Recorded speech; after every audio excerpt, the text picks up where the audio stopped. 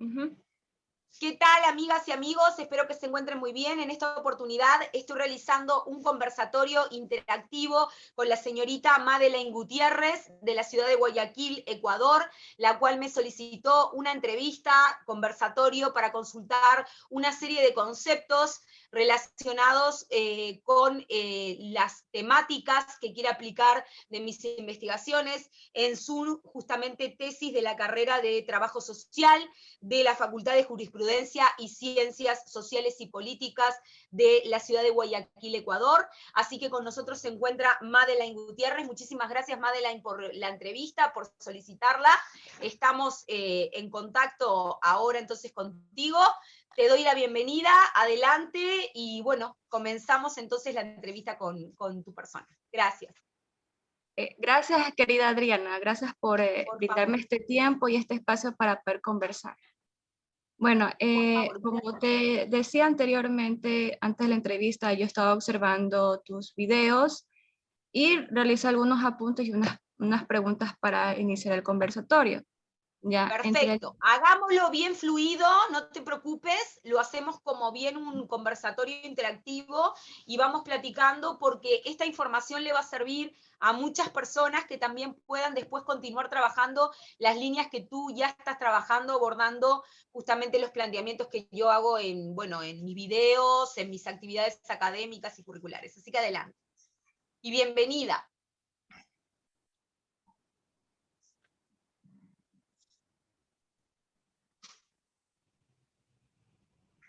ya, entre los videos que estuve escuchando es sobre el bullying desde lo forense, cómo prevenir la violencia en la adultez. Ya, el apunte sería, los observadores se ponen del lado del victimario y no de la víctima, un concepto arquetípico del funcionamiento neuropsicológico. La pregunta es, ¿por qué es un concepto arquetípico del funcionamiento neuropsicológico el de que los observadores se ponen del lado de la víctima y no del victimario? Que es un instinto, o sea, que es algo involuntario o que es algo natural o propio del comportamiento humano. Bien, la cita que trae esa colación textual dicha por mí es bastante compleja. Tiene como varias líneas, ¿no, verdad?, de interpretación y de explicación. En una primera instancia, en lo que tiene que ver con las temáticas de bullying o con la temática de bullying siempre instala desde el terreno de lo educativo, en este caso, un escenario que tiene que ver con la relación víctima y victimario. ¿Ok? Por eso es tan importante poder estar prevenidos del bullying y cuando hay circunstancialidades de bullying, ¿sí? En chicos, en adolescentes y en niños inclusive, poder advertirlas y poder saber realmente qué es lo que está pasando. Porque en realidad podemos estar frente a la observación de indicadores muy, diríamos, iniciales, de determinados comportamientos de parte de trastornos de personalidad por parte de quien ejerza el bullying, o sea, de los bullers. Eso en una primera instancia. Desde el momento que el bullying instala un escenario propio de vínculo, ¿no, verdad?, intervictimae, de relación entre víctima y victimario, podemos perfectamente pensar qué rol ocupa cada integrante de la escena y por qué lo ocupa, y ahí sacar conclusiones acerca de sus características de personalidad.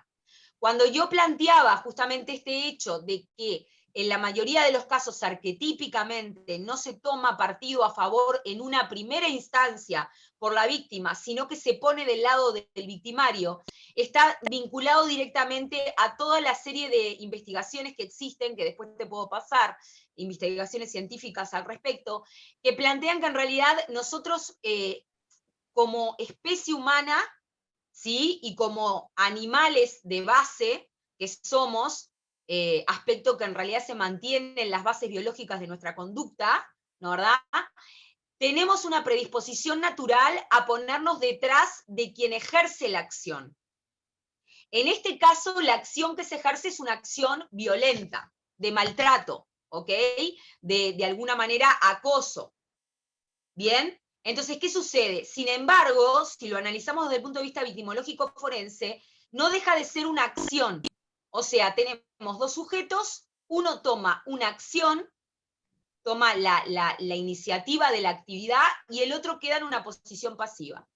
Por una cuestión neurológica de la especie humana por lo general siempre se pone por naturaleza detrás del rol de quien toma acción. Por eso justamente hay más seguidores que líderes. Los líderes son las personas que van adelante. Pueden ser positivas o negativas. En este caso tienes una explicación de la existencia de un líder negativo que toma acción y el resto de la clase va atrás de él.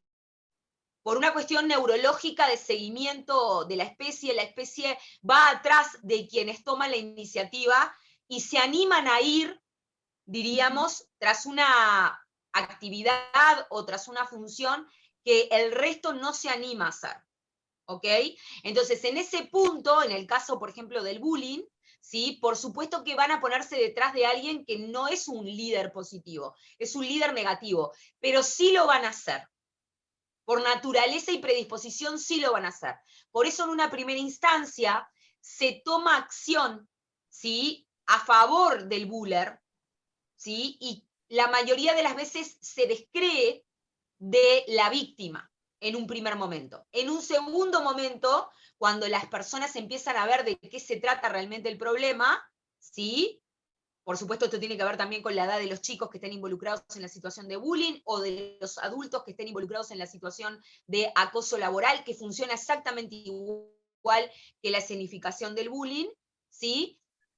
Cuando, diríamos, empiezan a ver que la situación se empieza como a esclarecer, empiezan a comenzar a creerle a la víctima. Pero en una primera instancia, la resistencia siempre frente a la víctima y ponerse detrás de quien ataca. ¿Por qué? Porque en realidad también está estudiado que el ser humano interpreta que si se pone detrás del buleador, no va a ser atacado por él. Entonces, es un mecanismo defensivo proyectivo, o sea, es ponerse detrás de alguien que interpreta que como toma la iniciativa, nunca la va a tomar en contra de ellos. Estos son planteamientos de Mari Irigoyen, que es una especialista en la parte de acoso laboral, acoso moral y bullying y maltrato entre pares. Por otra parte, no se olviden que nosotros tenemos un despliegue de conductas sociales, culturales, políticas, que tienen un basamento biológico, que tienen un basamento en nuestra esencia estructural de especie. Y tenemos comportamientos con despliegue que se explican por lo neuropsicológico y lo neuroquímico también. Entonces, estos elementos o estos parámetros no pueden ser dejados de lado. ¿Ok? No sé si te aclaré un poco más Sí, la cuestión. De la misma manera que también sucede, sí, por esto que tú ejemplo, cuando explicas, estudiamos... Sí, perdón. esto que explicas, esto también sucede cuando la víctima rompe el silencio, en los casos de Claro, violencia contra la claro. mujer. Claro, claro, exacto. Y son los problemas que por lo general tenemos cuando las mujeres con violencia doméstica van a denunciar, que las instituciones policiales o no les creen cuando no están preparadas debidamente, o les cuestionan por qué no denunciaron antes, echándole por tierra la acción de la denuncia, que les cuesta muchísimo poder decidir hacer una cosa así. Por eso justamente Segato plantea la importancia de que en la Y lucha no contra la solamente violencia... ¿Cómo?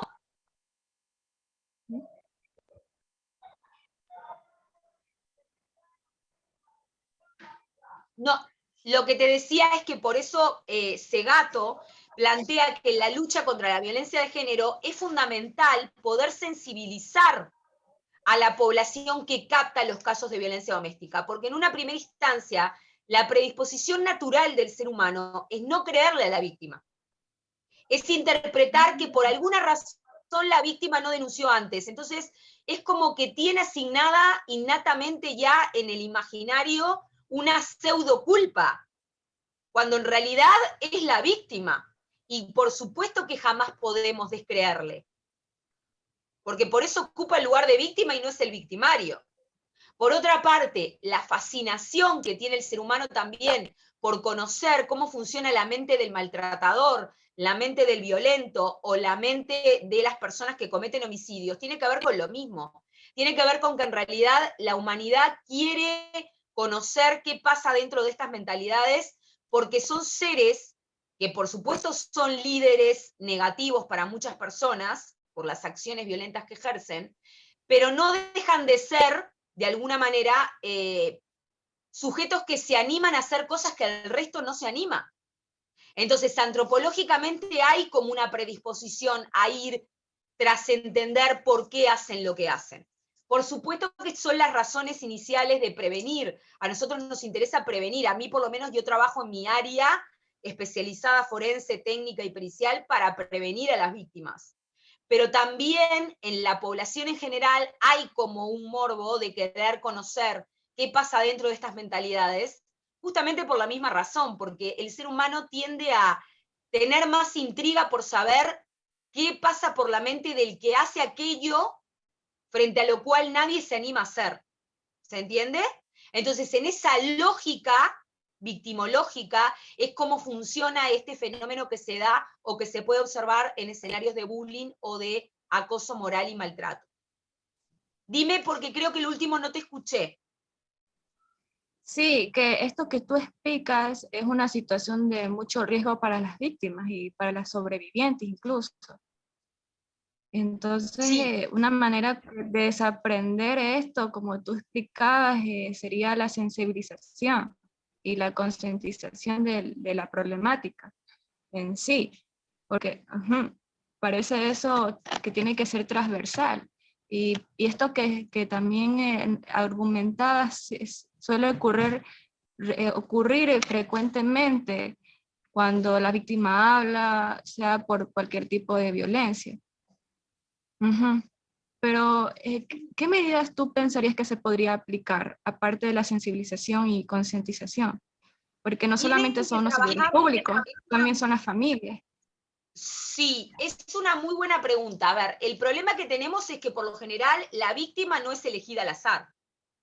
La víctima es propiamente elegida por el victimario. El victimario conoce, y aunque estemos hablando de un niñito de 10 años que le está haciendo bullying a otro, los bullers también tienen conciencia de qué tipo de víctima eligen. Inconscientemente hay una percepción. Eso está en la inherencia humana. O sea, si en un grupo de niños, vamos a poner el ejemplo de bullying, ¿ok? Si en un grupo de niños, por ejemplo, hay un niño que es muy apocado, que es introvertido, el resto de los demás se da cuenta. Y al que van a ir a molestar va a ser al que interpreten que no puede defenderse. Entonces, cuando tenemos que trabajar para prevenir este tipo de fenómenos, trabajémoslo desde la infancia y aumentemos los niveles de sensibilización, pero principalmente trabajemos la autoestima en el núcleo familiar, porque todas las víctimas son hijas y nietas o hijos y nietos de abuelos y padres que tienen una autoestima personal descendida. Si nosotros tenemos un núcleo familiar donde las figuras de autoridad y referencia son figuras sanas emocionalmente, que tienen autoestima elevada, sana, equilibrada, un buen justamente desempeño social y cultural en el entorno porque se sienten bien con ellos mismos, no tienen un apocamiento ni una desvitalización, como se llama en psicología, frente al trato de los demás porque se sienten bien con ellos mismos, no están depresivos, no están deprimidos, la crianza necesariamente tiene que involucrar que el niño aprenda a no permitir que le hagan una cosa de estas características.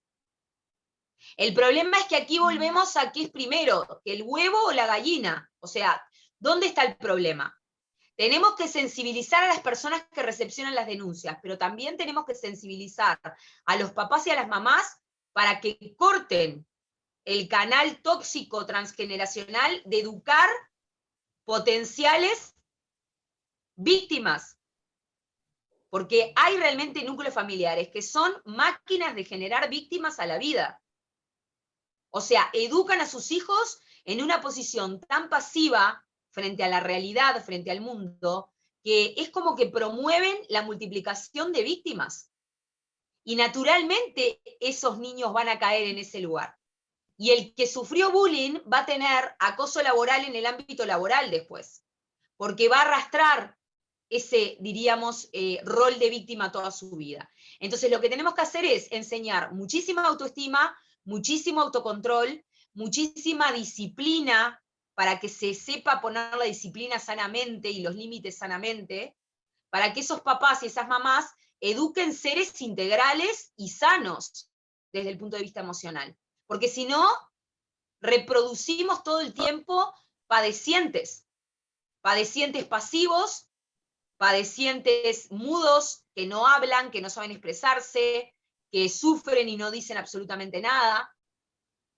O sea, es un problema endémico, es un problema universal, diríamos, mucho más complejo de lo que creemos. O sea, es multicausal y se inicia desde, diríamos, los orígenes de los núcleos familiares. ¿Sí? O sea, no es que empiece en el niño. ¿Y qué hacemos con el maltratador? Bueno, sí, con el maltratador también hay que trabajar, pero en realidad los protocolos de bullying o de acoso laboral, primero con quien se trabaja es con la víctima. Eduquemos más con mentalidad en futuros sobrevivientes que en mentalidad de subsanar a la víctima herida. Porque si yo hago políticas de trabajo y prevención centradas en pensar cómo sano a las víctimas, ya estoy dando por descontado que tengo poblaciones de víctimas. Y yo lo que necesito son poblaciones de personas con una autoestima sana, bien instalada y equilibrada en su acción. Yo lo que necesito son sobrevivientes, personas que hayan salido de esa posición. Todos hemos pasado cosas terribles en la vida, pero el objetivo es poder pararse nuevamente. O sea, no hacer una política que subsane únicamente patologías de gente que se cayó y quedó en ese lugar. Lo que se necesita es alimentar aspectos en el ser humano que le ayuden a volver a levantarse siempre. Porque si no, nuestra población, inclusive mundial, se empobrece humanamente. Es un poco lo que está pasando, ¿no? Hoy en día lo que estamos teniendo es el flagelo de la depresión a nivel universal, a nivel mundial, y estamos teniendo el flagelo terrible de la violencia doméstica y la violencia de género a nivel mundial. Entonces bajan los índices de natalidad, los núcleos familiares desaparecen, tenemos problemas de depresión gravísima, ¿sí? Los índices de suicidio se elevan, o sea, las personas están tristes y no quieren vivir. ¿Ok? De hecho, el 13 de enero fue el Día Mundial contra la Depresión. Y justamente la Organización Mundial de la Salud trabaja justamente todas estas líneas y cuida muchísimo, y hoy se sabe que lo que se conoce como el mal mayor es la depresión, que vendría a ser la puerta de entrada por la que inician todas las patologías posteriores, tanto psicosomáticas, somáticas y mentales, por las que puede atravesar un ser humano. ¿Ok? Entonces es algo tan fácil como prevenir el trato y generar el buen trato para mejorar nuestra calidad de vida abismalmente, ¿no? ¿Verdad? En este sentido. Sí, ante la pregunta que te estaba haciendo inicialmente, esto también ocurre dentro del sistema judicial, para que las víctimas puedan hacer la justicia. Por ejemplo, en las medidas de protección, lo que más bien se busca es que se aleje el agresor de la víctima, pero en la realidad y en los hechos prácticamente el agresor lo interpreta para buscar una mediación de conflictos, o sea, busca mediar, y sabemos que en situaciones de violencia no se media. O a veces también las familiares de los agresores o las familiares de las propias víctimas buscan proteger al agresor. O los funcionarios públicos, por ejemplo, los policías, que son los primeros en notificar estas medidas, no saben cómo decir, sensibilizar con este agresor. Entonces ahí también se manifiesta esto del que tú dices, el arquetipo neuropsicológico. ¿Ya? Y en las políticas públicas, que se habla más en la priorización de la atención a las víctimas, no antes de que sean víctimas, o tampoco se menciona políticas en cuanto a los agresores. o evitar agresores? Mira, hay algo que es que todos nosotros que trabajamos en esto tenemos que comenzar a innovar en la neuropsicología y en todo lo que tiene que ver con el estudio de la especie. Necesitamos llegar a ese lugar para empezar a mejorar realmente de fondo los problemas. El tema es el siguiente, lo que tú planteas es un problema que hasta que no se entienda cuál es el origen, no se va a disolver. En esas situaciones lo que encontramos es como un exceso de conmiseración por el victimario. Pero en realidad esto tiene que ver básicamente a nivel, te diría, casi de especie humana, con que ningún integrante de la especie humana, ¿sí? Ningún ser humano como especie, acepta totalmente en el fondo, por una cuestión de la especie misma, que haya seres que tengan que ser separados de la comunidad, la tribu o el grupo gregario, ¿me entiendes?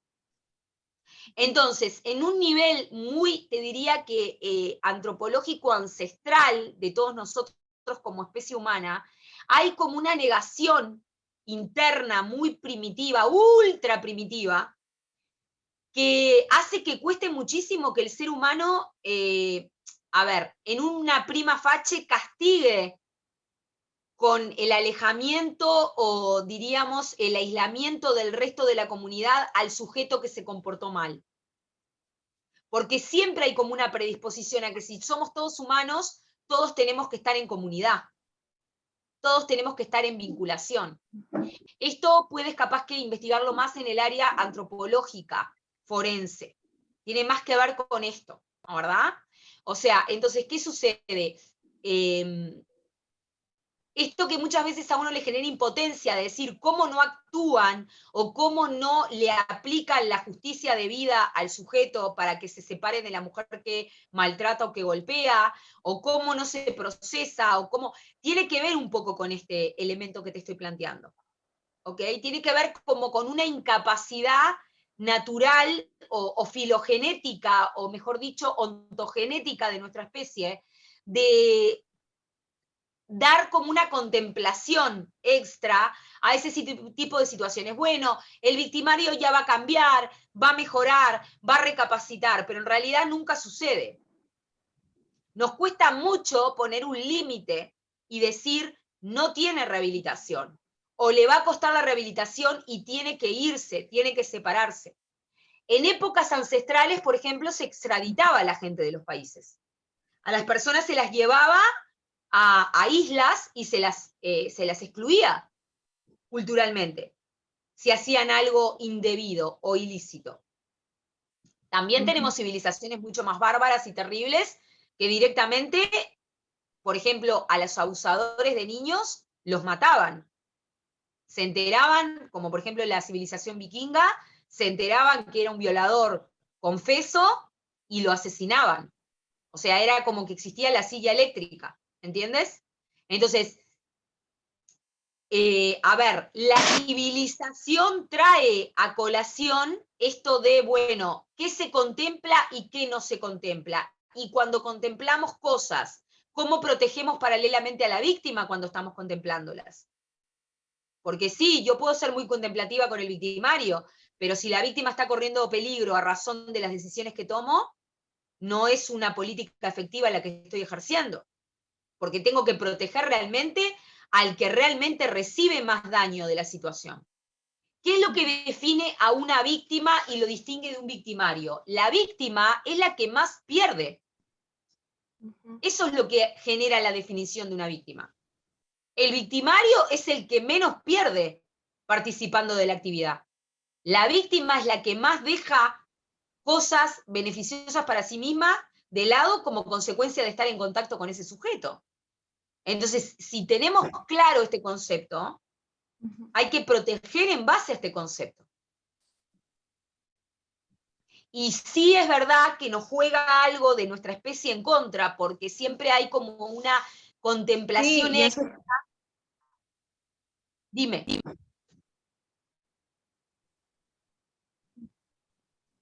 Te escucho, te escucho. Sí, que eso tiene que ver que la violencia no termina cuando se aleja el agresor, cuando las autoridades alejan el agresor de la víctima. También, recordemos que la violencia también es psicológica, que da un impacto durante años de recuperación. Ujú. La violencia es un flagelo. La violencia es un dispositivo, como diría Foucault, que nos atraviesa a todos por igual. El punto acá es quién entra en el juego o deja pasar el momento. Todos estamos atravesados por la violencia. Lo que sucede es cómo elijo yo, según mi interioridad, enlazarme o no a ese tren que pasa por el lado mío que se llama violencia. Por eso es tan importante trabajar en prevención. ¿Y qué es trabajar en prevención? Sanar internamente aspectos del sujeto para que el sujeto no se vea seducido a subirse al tren de la violencia. Porque a todos nos atraviesa.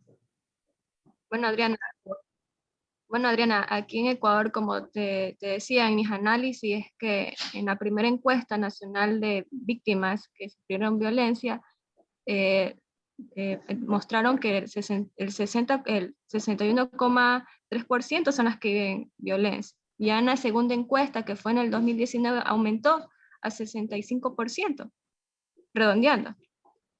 Y incluso aquí tenemos medidas de protección, políticas, planes, y no estamos reduciendo en sí la violencia. Eso significa que no ha sido suficiente porque no hemos trabajado con la población que tiene el problema de la violencia, que principalmente son hombres. Mira, yo creo que no se tienen que torturar ustedes. Yo lo que creo es que, a ver, esto que tú me decías, no hemos trabajado lo suficiente. Sí, quizás lo han hecho. Lo que sucede es que hay algo que no todo el mundo tiene claro, que es lo siguiente, que yo siempre le digo a mis alumnos. La violencia, como este tren que yo lo acabo de metaforizar y describir, también es estructurante. Hay personas que viven adentro de ese tren. Si tú le sacas el tren, le sacas el lugar de la vida. O sea, ¿qué significa esto? Yo puedo trabajar con poblaciones con violencia de género, previniendo, haciendo políticas súper fuertes de concientización, prevención, etc. Pero nunca me puedo olvidar que hay mujeres que viven acostumbradas a sostener esas estructuras de violencia y si se las sacas, se mueren, porque no saben vivir de otra manera. O sea, viven literalmente adentro del tren. Entonces, muchas veces el sentimiento de abandono que sienten las amenaza muchísimo cuando dicen, bueno, yo termino con esta relación tóxica, con esta relación de violencia, ¿y qué hago después?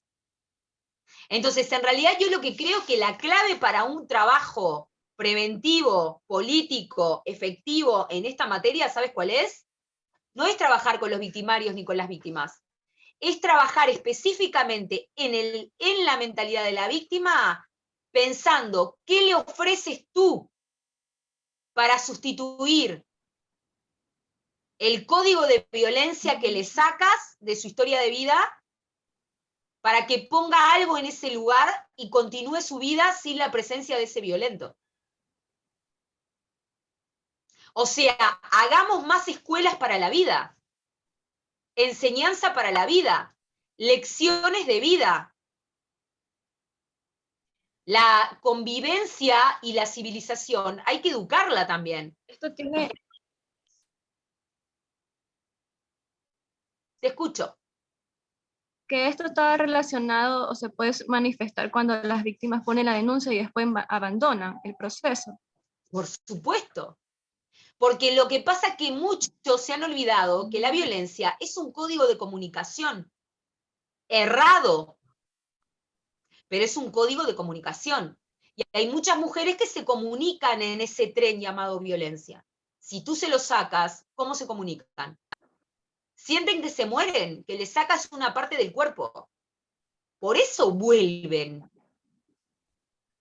Y me he cansado de ver planteamientos de colegas míos diciendo, ay, no, ya ha vuelto de vuelta con el hombre que la golpea, y por supuesto, si no sabe otra cosa, enséñale otra alternativa de vida.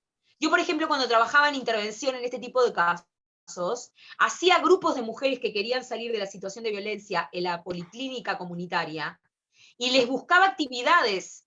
Habían 2 que tejían y había otra que cosía, y las vinculaba y las ponía a hacer actividades, y después terminaron armando una empresa para vender lo que hacían.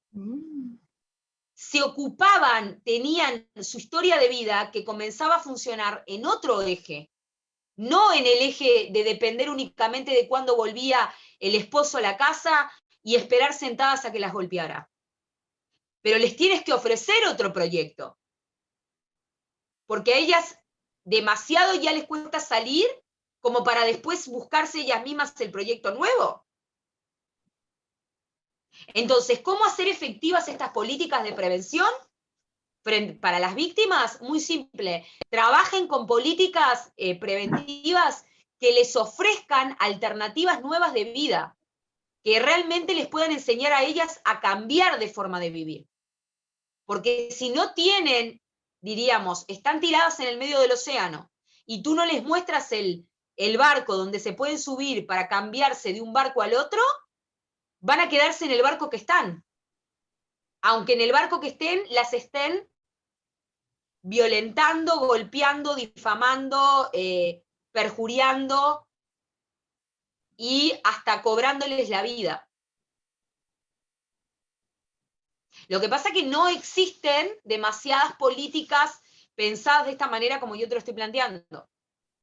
Porque ahí sí solucionaríamos el problema. A una víctima que tú tienes en la clínica, la recibes y le ofreces otra propuesta, quizás le va a costar aceptar en una primera instancia cambiar de vida, porque no es tan simple, pero sin embargo tiene una alternativa. El día que se le complique tanto a nivel de su historia de vida, seguramente va a pensar en la alternativa que le diste, pero por lo menos tiene una alternativa para pensar. Cuando no tienen una alternativa de vida a la cual saltar, eligen quedarse con quien las termina matando. Por más que hagan millones de campañas para que entiendan que no es bueno eso. Y eso que la víctima no es que no quiera salir de la relación violenta, es porque ya tiene interiorizado la naturalización de la violencia, que lo aprendió, lo heredó dentro de la familia, lo heredó. Claro, hereda transgeneracionalmente el mandato familiar de soportar. Soportar. Trabajar también con la familia. Políticas Por que trabajen supuesto. con la familia. Por supuesto, por supuesto. Y mostrarles que hay una forma de vida diferente. Que discutir no es luchar. O sea, es realmente enseñarle a las personas a volver a vivir. Porque vuelvo a repetirte, la civilización y la buena convivencia se educa. Mira, yo por ejemplo trabajo con grupos de chiquitos, ¿ok? Y justamente manejo toda la formación en lo que son artes marciales. Y nosotros tenemos lecciones de vida y educamos el buen trato entre ellos y entre la familia y la comunidad. O sea, la supervivencia, la convivencia entre pares, lo civilizatorio se educa. El ser humano naturalmente no lo trae incorporado. Lo que está pasando el día de hoy, ¿qué es? Que estamos volviendo a lo gregario primitivo. ¿Por qué? Porque falta educación. Tú te vas hoy a Europa, yo tuve la oportunidad de viajar por, diríamos, formaciones académicas y curriculares en el ámbito criminológico. Fui 3 veces. Tú te vas a países de Europa y el comportamiento social entre ellos es completamente distinto. Hay una educación de ciudadanía. Porque la civilización se educa, se forja. El ser humano naturalmente no sabe cómo manejarse. Es como si fueran niños. Si no los educas, se violentan entre ellos, se desordenan. Esto es exactamente lo mismo. Den educación, pero educación en lecciones de vida. Eduquen en enseñar cómo manejar situaciones complicadas, ¿sí? Pero también ofrezcan alternativas para que esas personas salgan, porque si no siempre quedan en la misma lógica del bucle repetitivo, ¿me entiendes? Ujú. Sí, Adriana, bien clara tu explicación. Voy con la siguiente pregunta. Dime. La psicopatía es una pobreza mental. Los niños y adolescentes les falta afecto materno y paterno. ¿Eso es un origen? ¿Eso es puede originar eso? ¿Cómo? ¿Que se me cortó? Voy a repetir porque sí, se cortó el internet. Que la falta de afecto en la infancia y adolescencia es origen de la psicopatía.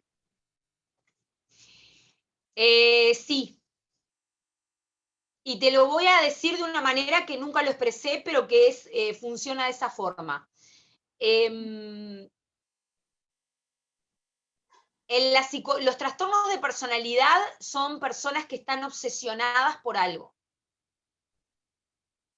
Y la obsesión que tienen básicamente es que el origen de amor inicial, que es su madre, los quiera. Si analizas fríamente desde el punto de vista psicopatológico clínico todos los casos de trastornos de personalidad, sin importar el espectro que sea, pueden ser psicopatías leves, graves, graves, muy graves, etcétera, te vas a encontrar con este fenómeno. O sea, todos tienen una obsesión interna, muy interna, vinculada a querer ser amados por su objeto de amor inicial, que es la madre. Esa madre, por alguna razón, y esto no es por ánimo de culpabilizar a las madres, por favor no se malinterprete, esa mamá por alguna razón no pudo amar o no pudo transmitir debidamente el afecto que tenía que hacer a esa criatura. Hubo un bloqueo. Muchas veces son mamás depresivas, mamás que están desvitalizadas en su función de madre, que no pueden hacerse cargo, y ahí es cuando se deteriora el primer canal, que es clave para que después desarrollen estos sujetos un trastorno de personalidad. De hecho, el trastorno de personalidad tiene un basamento central en todo lo que significa la afectivización con terceros. Por eso la presencia de antisocialidad, la mayoría de las veces en los trastornos. O sea, hay un bloqueamiento en que, como interpreto que no me amaron, nadie me va a amar, pero yo tampoco voy a amar a nadie. Y voy a buscar esa venganza en el entorno, porque a mí no me lo dieron. Entonces hay una obsesión muy grande que perturba el espíritu del sujeto durante toda su forma de vida y su manera de presentarse frente al mundo, ¿sí? Que está vinculada directamente al objeto de amor inicial, que es la madre, o el origen. Necesariamente está vinculado a eso. De hecho, hay estudios neuropsicológicos hasta que analizan la falta de contacto, por ejemplo, con lo visual entre el niño y la madre, y cómo eso puede generar posteriormente adulteraciones en el ámbito del trastorno de la personalidad a futuro. Porque en realidad nuestra mamá es nuestro mundo cuando nacemos. Si el mundo me da vuelta la cara o no me devuelve lo que yo espero, cuando soy muy bebé, la introyección del mensaje es: no me aceptan, no pertenezco. De hecho, después se terminan transformando en seres totalmente excluidos de la sociedad. La sociedad no los quiere. Y ni que Y hablar con cuando el tienen padre, disrupciones legales, ¿no? y con el Sí, padre, ¿cómo sería con el padre? con el padre es un bloqueamiento fuertísimo en cuanto a la ley paterna. El padre es un padre que no instala la ley, no pone límites. O sea, son padres permisivos, o padres muy debilitados, o padres que ejercen la paternidad desde un lugar infantil. Hoy te digo que no a esto y mañana te digo que sí, según cómo me encuentre yo de carácter. Y eso confunde al niño y instala una percepción falsa de que en la realidad no hay límites, que todos podemos hacer lo que queramos. Entonces, ese elemento que tú encuentras en las psicopatías o los trastornos de personalidad, que son disruptivos, que son manipuladores con la ley, seductores y manipulan para obtener beneficios a cambio, sin decirle al otro, todos esos elementos tienen que ver con esto. La ley paterna inicial falló, y la ley paterna es la ley en el mundo inicial del niño que es la familia. En ese mundo inicial de ese niño que nació, la ley no existía. Tampoco va a existir posteriormente. Todo tiene un origen ahí. ¿Y qué pasa con estas familias, tipo de familias monoparentales, amplias, extensas? La configuración sería distinta, la dinámica. Cuando, por ejemplo, no, en otra familia no está la parte paterna y no está la parte paterna también, y los Entiendo. reemplazan los abuelos o tíos. Bueno, ahí empiezan la presencia de otros factores, pero por ejemplo, no te olvides que trasciende el hecho del número de integrantes familiares. O sea, no importa, tú tienes una familia monoparental, pero hay un integrante que cumple la función de. ¿Se entiende? Entonces, por ejemplo, la mamá puede cumplir la función de papá también, aunque no sea el papá. Igualmente ahí ya hay una distorsión, ¿de acuerdo?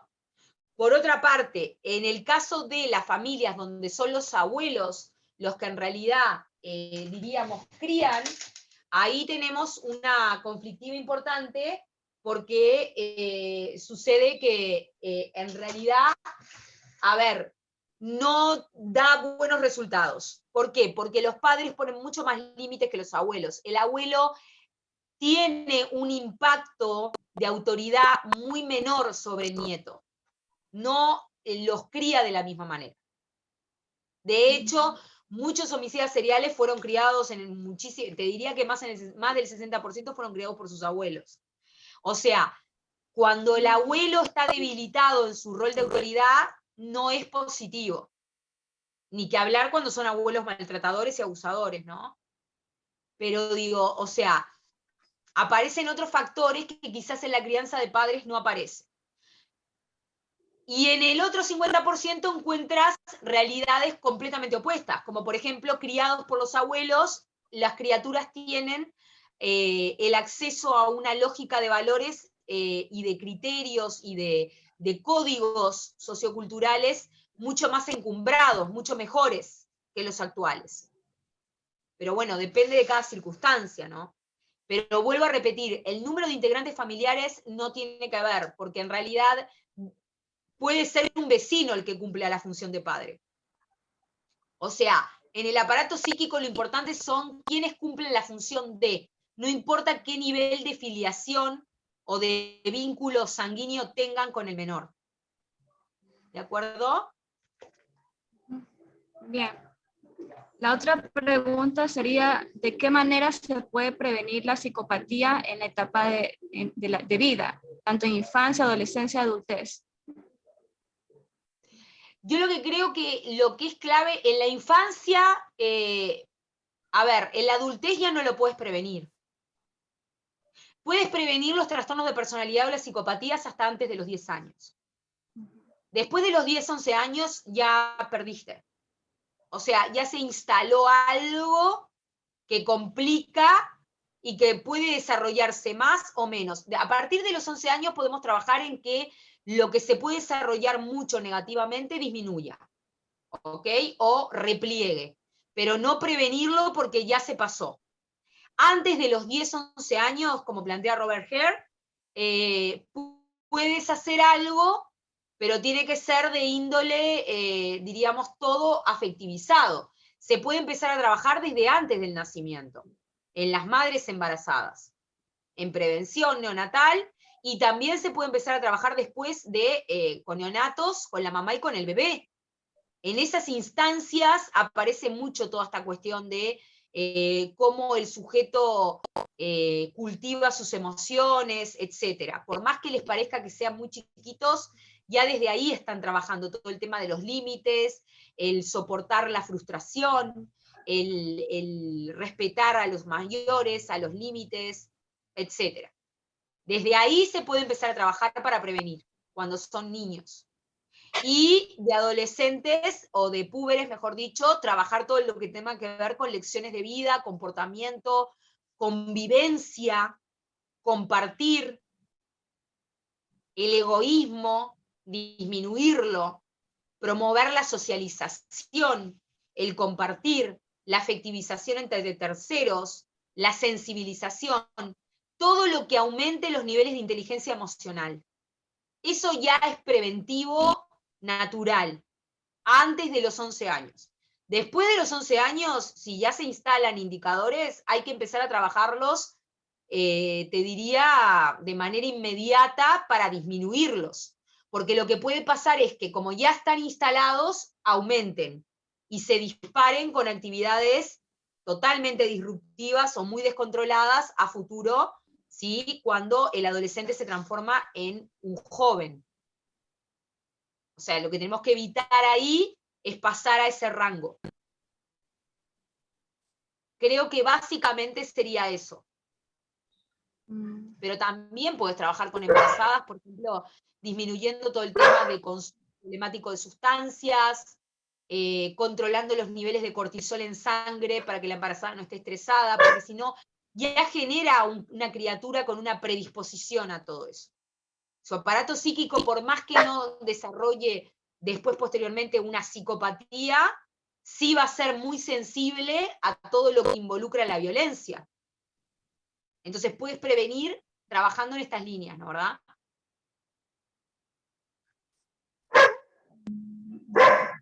Muy bien, la otra pregunta es, ¿el síndrome del emperador se presenta solamente en la infancia para identificar rasgos psicopáticos tempranos? El síndrome del ¿O emperador también se es presenta en la adultez?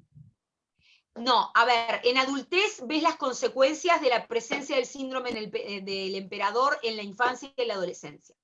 El síndrome del emperador es un síndrome determinado y nominado así por el señor Vicente Garrido Genovés, que es un referente de la psicopatía a nivel mundial, ¿sí? Donde en realidad lo que aparece es el niño producto de este núcleo familiar que yo te relaté recién, donde no hay padre que pone el límite en la autoridad, y el niño hace absolutamente lo que quiere y manipula él a sus padres como si fuera el adulto, él y sus padres los niños.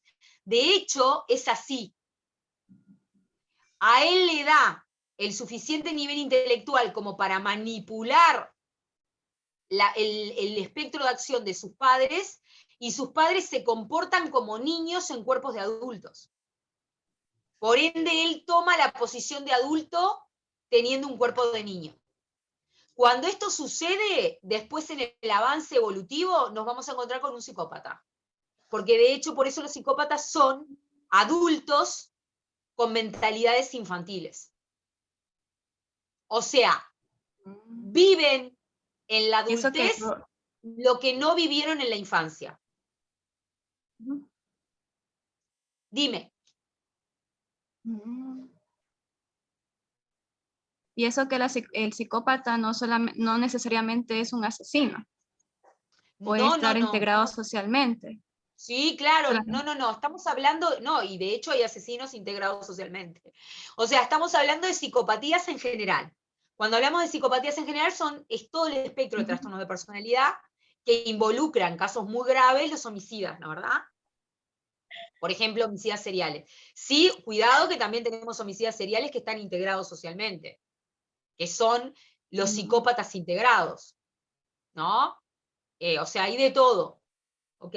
Pero lo que sí es importante que sepas es este elemento, ¿no, verdad? O sea, el síndrome del emperador tiene que ver con este factor y tiene que ver específicamente con esos, diríamos, niños que se criaron pensando que no había límites, que se criaron pensando que amor era sinónimo de que me dieran absolutamente todo sin yo poder tener responsabilidades a cambio. O sea, el concepto de amor exigente, sano, es inexistente en la mentalidad. Y los padres tienen una predisposición bastante complicada, porque ellos ya por naturaleza son muy infantiles como padres. Entonces, son padres que no despliegan una figura de autoridad sana. Es una figura de autoridad infantil. Entonces el niño aprovecha esa situación y se pone él en la posición de adulto. Cuando crece, él quiere hacer todo lo que no pudo hacer de niño siendo adulto. Por eso se transforma en un perverso. ¿Qué es el perverso, clínicamente hablando? Es un sujeto que tiene gustos infantiles siendo un adulto. Pensemos, por ejemplo, en los abusadores sexuales infantiles. El objeto de amor de ellos son niños, pero ellos son adultos, no niños. ¿Se entiende? Sí. Entre los otros videos que tuviste aquí en Ecuador, que es sobre la violencia contra la mujer y la acción perversa del psicópata sobre ella. Mi pregunta de ese video es, ¿los psicópatas se aprovechan de la sobreempatía de las mujeres? O sea, la población femenina es sobreempática. ¿Qué factores son los que que predisponen para que suceda eso? Los psicópatas no se aprovechan, o sea, los psicópatas se aprovechan del infantilismo de las mujeres. Y está conectado a esto último de lo que te estuve hablando. La mayoría de las víctimas de los trastornos de personalidad, de varones con trastorno de personalidad o varones violentos, son mujeres que son mente de niña en cuerpo de mujer. Entonces, ¿qué le atrae al psicópata? Lo infantil. Entonces, las eligen en base a este rasgo. Cuanto más infantil es la mujer y más en la posición de nenita se pone frente al varón, el varón violento más se abalanza sobre su víctima, porque le devuelve esto de yo te puedo ayudar, yo sé todo, yo te acompaño, yo te amparo, desde un lugar más como de padre, y la mujer infantilizada lo acepta. Pero atrás de eso viene la violencia y el maltrato. O sea, ¿Por como qué que se enlazan? tienen alguna semejanza, Sí, claro. parten algo en común. Exacto, exactamente. Se enlazan por semejanza victimal. En realidad, el varón violento, por eso la mayoría de las veces son psicopáticos, ¿ok? Es un psicópata, perfecto. Y el psicópata, sea del nivel de psicopatía que tenga, es un niño en un cuerpo de adulto. La víctima del psicópata es una mujer en un cuerpo de mujer con mentalidad de niña. Por eso se atraen. Me hace esto, me hace el otro, me hace acá, me hace allá, pero si me lo quitan de al lado como si fuera mi padre, me muero. Entonces, y a él, por ejemplo, dice, bueno, es así, es esto, es lo otro, pero se comporta como una niña. Sí, bueno, pero es lo que lo atrae. Cuando Imagínate son este de otro fenómeno que te tipo estoy planteando. No, dime. que estaba diciendo, se cortó otra vez, estaba diciendo que Sí. cuando son otro tipo de agresores que tienen un trastorno de personalidad, que se yo, narcisista, obsesivo, borderline, psicótico, también cumple esa misma función de tener alguna relación con la víctima, compartiendo algo común, como explicabas aquí de los psicópatas. En los casos que como, perdón que no entendí, a ver. Cuando son otros tipos de agresores que tienen trastorno de personalidad narcisista, obsesivo, ¿qué más? Borderline, también cumplen esta misma característica que tú explicabas con los psicópatas que tienen algo en común con la víctima. Sí, claro. A ver, todos los psicópatas son obsesivos. Punto número 1. El TP, ¿sí? Que es el trastorno de personalidad, integra siempre un concepto de obsesión. Porque ellos están obsesionados con querer entender qué les pasó emocionalmente desde un origen. Aunque no te lo vayan a decir, todos tienen una obsesión que los perturba, que está vinculada directamente al objeto de amor, y por eso la mayoría de las veces tienen una patología en lo sexual también. Punto número 1. Punto número 2. Todo lo que se integra dentro de los TP, que son los Sí, trastornos de así personalidad, mismo, funciona de la misma manera con la víctima. Asimismo,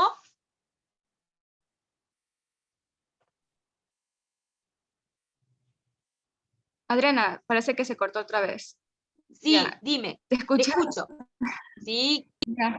Y te estaba diciendo que también esto sucede con el maltratador, que ejerce violencia contra las mujeres, claro, los homicidas. claro, todos funcionan así. O sea, a ver, atraen, o sea, el victimario atrae algo que tiene adentro que a su vez a la víctima también le atrae. Son como dos piezas de lo mismo. Entonces, por eso es tan importante conseguir que la víctima cambie su forma de vivir. Porque si no cambia esa lógica, va a sentir que nunca puede tener la parte que tiene aparentemente el victimario dentro de él.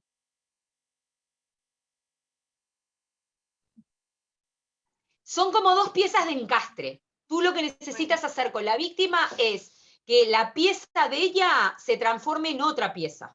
Porque si sigue jugando ese juego, siempre va a seguir enlazándose con ese tipo de maltratador. ¿Se entiende? Esto que estamos, sí, esto que estamos hablando, la OMS habla sobre las estadísticas, que quienes cometen más homicidios son los hombres y, y Sí, femicidios, femicidios también los hombres. claro. Y quienes son más víctimas son mujeres. Sí, y Ujú. eso también tiene que ver con que los trastornos de personalidad son más en hombres que en mujeres. ¿Y Por por eso qué? Los trastornos de personalidad son más en hombres que en mujeres. ¿Por qué? Porque en realidad el varón clínicamente tiene más predisposición a ser obsesivo que la mujer. Y el trastorno de personalidad es una obsesión. El trastorno de personalidad se construye clínicamente en torno a una obsesión por el objeto de amor. Hay más hombres obsesionados por el objeto de amor que mujeres obsesionadas por el objeto de amor. Por eso hay más psicópatas y por eso también hay más población masculina que violenta a mujeres que violentan a varones. Ujú. Y también te Y es muy podría decir raro. que hay aspectos neuroestructurales, porque el cerebro femenino no es igual al cerebro masculino. Dime. Eso que quiero que preguntarte sobre los neurotransmisores. Los hombres tienen más testosterona, ¿verdad? Y de las mujeres, ¿qué neurotransmisor era? Bueno, lo que pasa que, a ver, en el caso de las mujeres, la mujer puede generar muchísima... A ver, ¿qué pasa? El tema es así. Nosotras cuando nos enamoramos, generamos oxitocina, que es la hormona de la confianza. Y el varón cuando se enamora genera hormonas de la desconfianza y el territorialismo. ¿Qué quiere decir esto? Muy simple, que si la mujer que sufre violencia doméstica está enamorada del varón, va a permitirle hacer cualquier cosa. Entonces nosotros ya tenemos algo que nos va en contra, que es la parte química del cerebro. Tenemos que contrarrestar ese funcionamiento con seguimiento, o sea, seguimiento terapéutico, con tratamiento, etc. El varón por naturaleza, si ama a nivel de su cerebro, despliega una alarma constante territorialista para que no le roben a la hembra. Eso es ancestral. Pero el tema es que si ella, cuando está enamorada, genera hormona de confianza frente a quien la está maltratando hasta llevarla a la muerte, estamos complicadísimos, porque ¿cómo la separamos? Lo que hay que conseguir es desmistificar paralelamente, perdón, el concepto de amor romántico, hacer a la mujer más realista y que el principio de realidad que le podamos alimentar y empoderar contrarreste este factor químico que nos juega a todas las mujeres como género femenino en contra en situaciones de violencia doméstica. Porque es como que la víctima químicamente acepta por naturaleza a quien la maltrata, si está enamorada. ¿Entienden? Y sí, y en el hombre el neurotransmisor, la testosterona. Bueno, la testosterona tiene que ver con aumento de los niveles de conductas violentas. Si no, pregúntale a un fisicoculturista que consumen más testosterona con el objetivo de poder generar musculación. Se ponen sumamente violentos. Porque disminuye los umbrales de contemplación, de reflexión, aumenta los índices de impulsividad, de comportamiento agresivo, de violencia.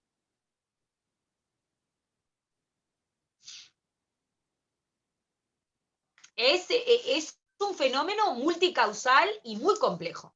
No es tan llano como decir, Adriana, vengo ¿me con la escuchas? Parece mujer que se que cortó sufrió otra vez. violencia y le hablo. Sí, dime. Sí, es que se está entrecortando la conversación, pero sí, sí te entiendo y sí vamos siguiendo la línea de la conversación. Bueno, entre el otro video se llama agresividad no es violencia, aspectos neuropsicológicos, todos somos potenciales psicópatas en EIP Perú. Ya, aquí hablaste sobre que la violencia es una tristeza, de que la persona depresiva es violenta, eso hablamos al inicio, y que esto está relacionado íntimamente con los casos de suicidios, femicidios, bullying, homicidio, ¿ya? Y que también, esto también lo topamos al inicio de que la violencia es una consecuencia de que son olvidados de su familia. ¿A qué te refieres que fueron así olvidados? Bueno, tiene que ver con esto que hablábamos en un principio. No le llegó al sujeto el mensaje de ser querido. Cuando mi madre, que tiene que ser el ser que más me ame, me transmite un mensaje de que no me aprecia, no me considera o no me quiere o me ignora, por las razones que sea, el mensaje que introyecta el sujeto es no se me quiere. Estoy solo, me encuentro triste, pierdo la esperanza, pierdo la voluntad frente al hacer cosas en la vida, me deprimo y me transformo en alguien que no puedo dar lo que no recibí. ¿Se entiende?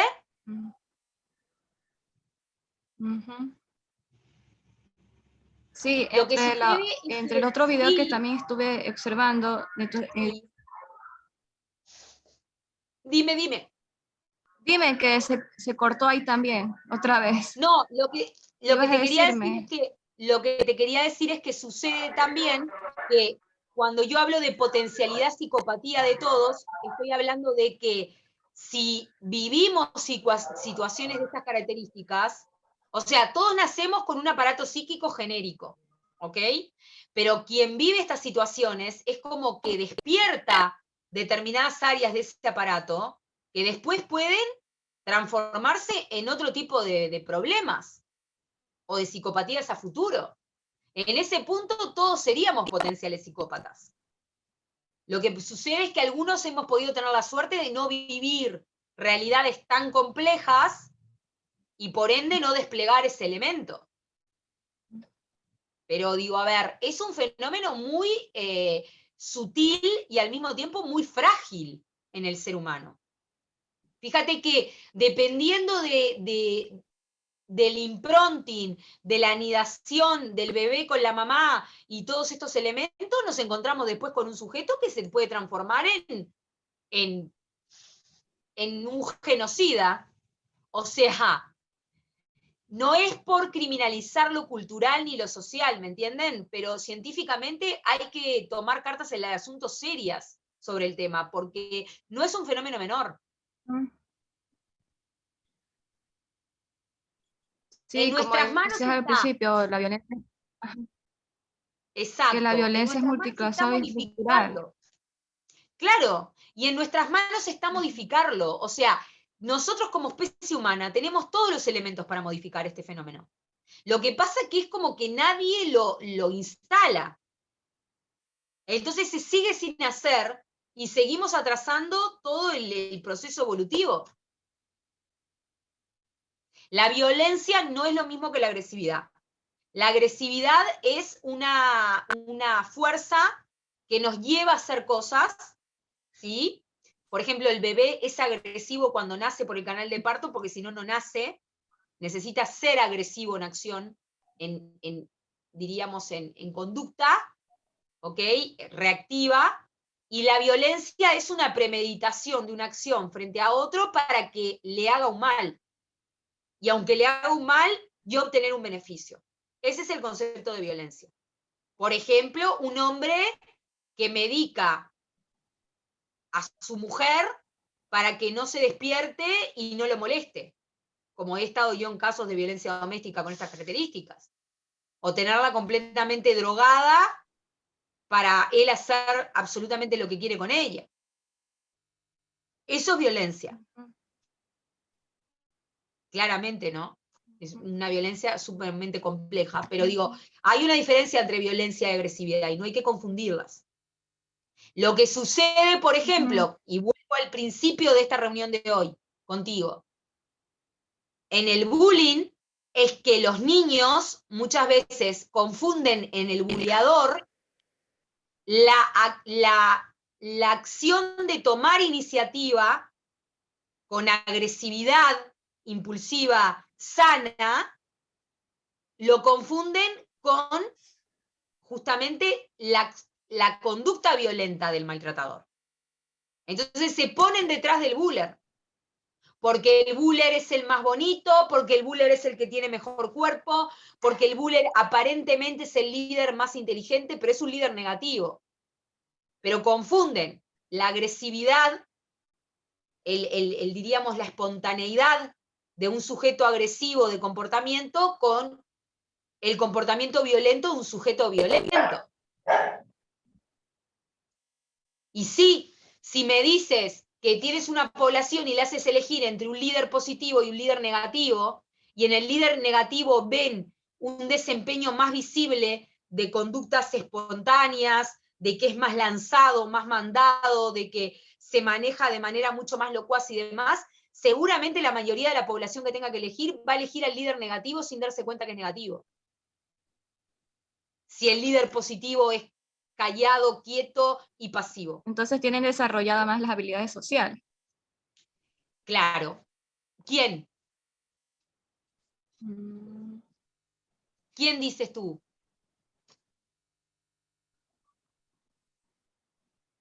Adriana, A ver, se me corta. parece que se Ahí, cortó otra vez. ¿Sí me logras escuchar? sí, ahora sí. Ya estaba diciendo que los líderes negativos entonces tienen desarrollada más las habilidades sociales. No, caíste en la trampa. También caíste en la trampa. No la tienen más desarrollada. Lo que sucede es que la saben mostrar de una manera más seductora. Entonces todos compran ese liderazgo, cuando en realidad es un liderazgo negativo. Por ejemplo, los niños de una clase piensan que capaz que el buller en una primera instancia, ¿ok? Es un genio y es el líder al que tienen que seguir, porque es el que se muestra más fuerte, el que despliega más conductas de acción que el resto, el que se anima a hacer cosas que el resto no, hasta que llega el momento que el buller hace un acto cruel con la víctima y el resto lo ve. Y ahí es cuando se separan. Pero en una primera instancia compran al líder negativo, por predisposición natural, porque la especie humana interpreta que quienes vamos adelante y que tenemos la iniciativa, necesariamente tenemos que ser mejores que el resto. Y no siempre es así. De hecho, en esa brecha se introducen los psicópatas. que nos terminan convenciendo de que sí, yo soy perfecto, cuando en realidad es la peor opción que uno puede elegir. ¿Se entiende?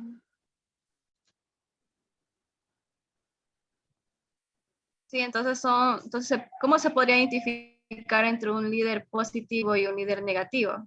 Porque Educa en yo te dije y valores. me confundí. Educa en valores. Educa en valores para que la población sepa elegir realmente lo que vale.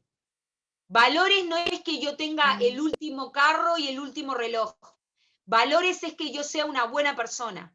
Educar en valores es la única manera de poder cortar con ese fenómeno. Porque si no, quedan engañados en la conducta de acción. Como aquel es el que más hace, debe ser el mejor, y no necesariamente. Quizás es una persona que no tiene miedo a nada, y no tener miedo a nada es sinónimo de psicopatía muchas veces. Cuidado. Educar en valores a ti te va a asegurar de que elijan a alguien como líder positivo realmente que le importe el bienestar de los demás, no únicamente su propio bienestar. Ahí está la clave.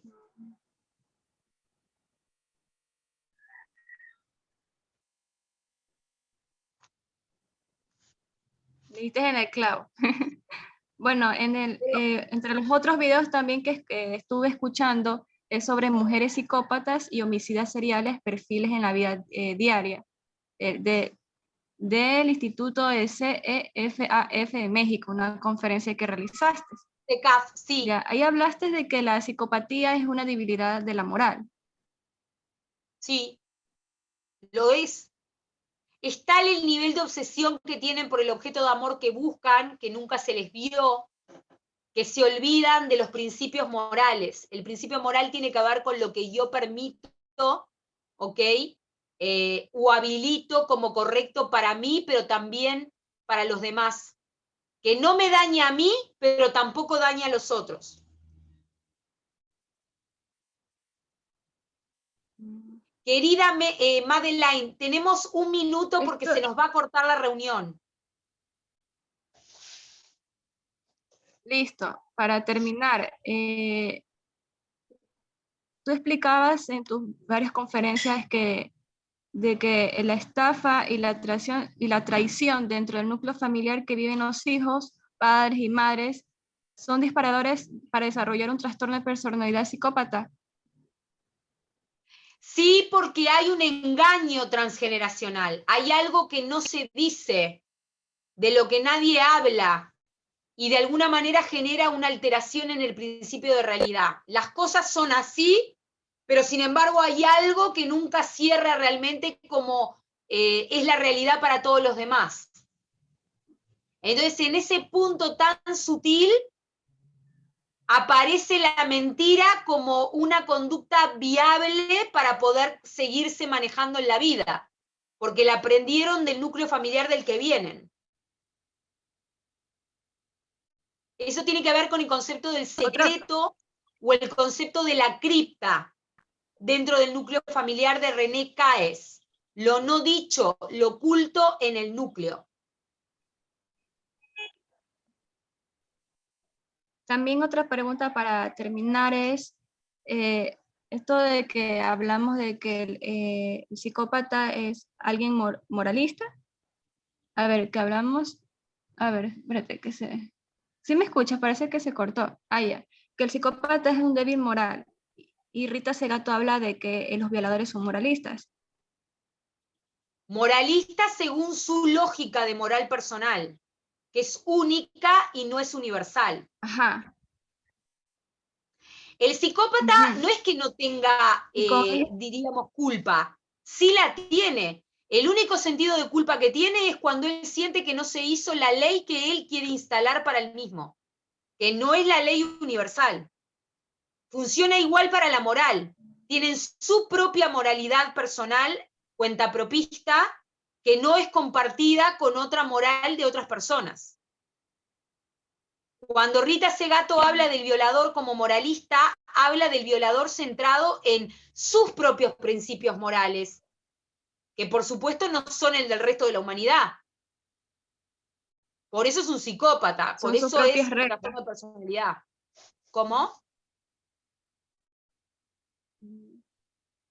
Que tiene sus propias reglas. Sus propias El reglas y las... moralista. Entonces, Exacto. que con estos dos tipos de poblaciones no existe ningún...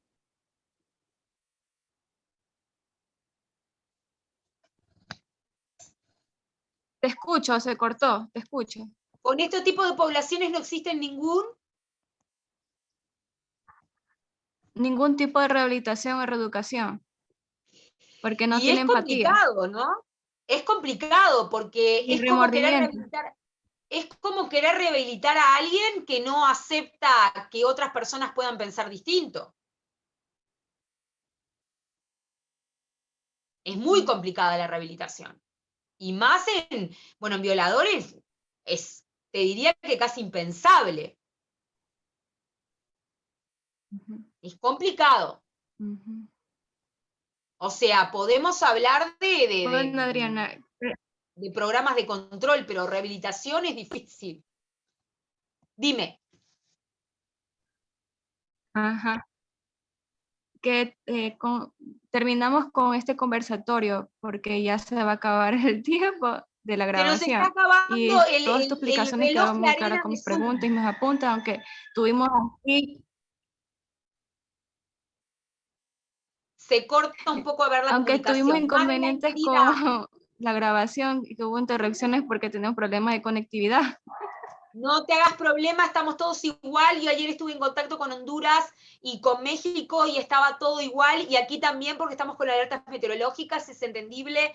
Muchas gracias por la entrevista. Espero que te sea de gran utilidad. Puedes difundirla como te estuve planteando. Yo la voy a subir, así que quedamos en conexión. Y bueno, sigamos investigando. Así que bendiciones para tu tesis.